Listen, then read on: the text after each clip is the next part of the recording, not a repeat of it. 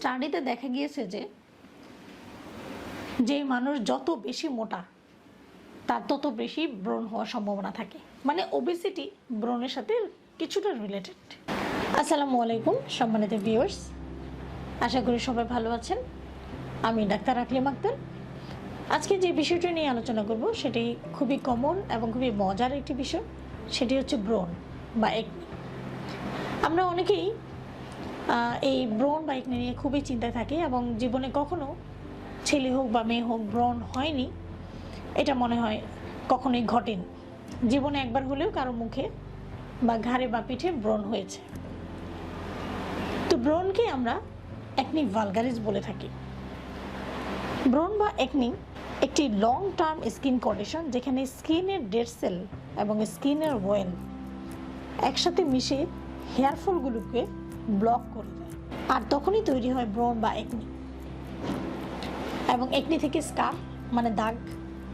ব্রণের presentation বিভিন্ন রকম হতে পারে, যেমন number 1 acne vulgaris, number 2 black heads, number 3 white heads, number 4 pimples, number 5 papules, number 6 pustules, number 7 nodules, number 8 cyst এবং oily skin এবং scarring ইত্যাদি।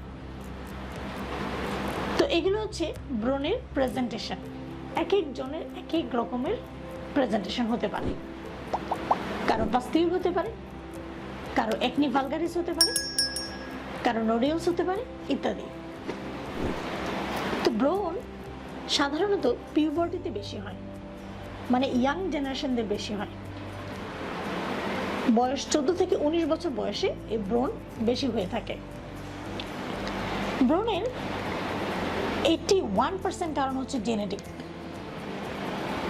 এছাড়া সেকেন্ডারি আরও কিছু কারণ রয়েছে, যেমন হরমোনাল কিছু কজ, ডায়েট রিলেটেড কিছু কজ, স্ট্রেস রিলেটেড কিছু কজ এবং ব্যাকটেরিয়া রিলেটেড কিছু কজ। হরমোনাল যে কজগুলো রয়েছে সেটি হচ্ছে অ্যান্ড্রোজেন। পিউবার্টিতে অ্যান্ড্রোজেন নামক একটি হরমোন রয়েছে যেটা বেড়ে যায়, যার ফলশ্রুতিতে হেয়ার ফলিকেলের যে গ্ল্যান্ডগুলো রয়েছে সেই গ্ল্যান্ডগুলো বড় হয়ে যায় এবং প্রচণ্ড অয়েলি সেবাম তৈরি হয়, আর তখনই তৈরি হয় একনি বা ব্রণ। এছাড়া high level of growth hormone এবং insulin like growth factor 1 are also associated with acne. এছাড়া আরও কিছু মেডিকেল কন্ডিশন রয়েছে যেগুলোতে অ্যান্ড্রোজেন হরমোন বেড়ে যেতে পারে এবং যার ফলশ্রুতিতে একনি বা ব্রণ হয়ে থাকে, যেমন polycystic ovarian syndrome, congenital adrenal hyperplasia, androgen secreting tumour ইত্যাদি। ইনফেকশনের মধ্যে রয়েছে যেমন কিছু ব্যাকটেরিয়া রয়েছে যেটার জন্য একনি বা ব্রণ হতে পারে, সেটা হচ্ছে প্রোপাইনোব্যাকটেরিয়াম একনি। কিছু স্টাডিতে দেখা গিয়েছে যে মানুষ যত বেশি মোটা তার তত বেশি ব্রণ হওয়ার সম্ভাবনা থাকে। মানে ওবেসিটি ব্রণের সাথে কিছুটা রিলেটেড। চিকিৎসা কি? চিকিৎসা হচ্ছে আপনাকে অবশ্যই একজন ডার্মাটোলজিস্টের কাছে যেতে হবে এবং উনি দেখে বুঝতে পারবেন যে আপনার কোন কারণে আপনার এই ব্রণ বা একনি হয়েছে এবং সেই কারণ অনুসারে আপনাকে চিকিৎসা দেবে।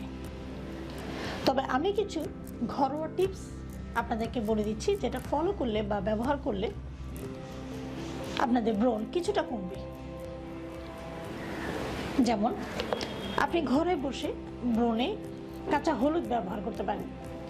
কাঁচা হলুদ পেস্ট করে আপনি যদি ব্রণে লাগান তাহলে সেক্ষেত্রে ব্রণ অনেকটাই কমে যাবে। বাসায় যদি অ্যালোভেরা গাছ থাকে তাহলে আপনি অ্যালোভেরা জেল আপনি ব্রণে লাগাতে পারেন, সেক্ষেত্রে আপনি ভালো উপকার পাবেন। শসা দিয়ে পেস্ট করে সেই পেস্ট মাস্কের মতো করে আপনি মুখে লাগাতে পারেন বা ব্রণে লাগাতে পারেন, সেই ক্ষেত্রে আপনার ব্রণ অনেকটাই কমে যাবে বা ব্রণের সাইজ কমে যাবে। এবং যদি আগের ব্রণের কোনো স্কার থাকে তো সেই ক্ষেত্রে স্কারও মানে সেই দাগও কিছুটা কমে যাবে।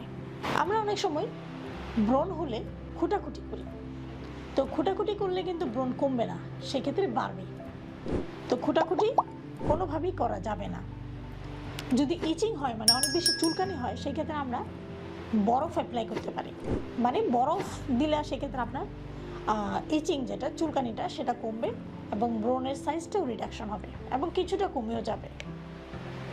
তারপরেও যদি খুব বেশি চুলকানি হয় ব্রণে, সেক্ষেত্রে আপনি ডক্টরের পরামর্শ নেবেন এবং অ্যান্টিহিস্টামিন আপনি খেতে পারেন। প্রতিদিন অন্তত 2 বার করে আপনার মুখ ভালোভাবে ওয়াশ করবেন, যাতে কোনোভাবেই ময়লা লেগে না থাকে, কারণ ওই ময়লাগুলো আপনার হেয়ার ফলগুলোকে ব্লক করে দেবে এবং ওখান থেকে তৈরি হতে পারে অ্যাকনে মানে ব্রণ।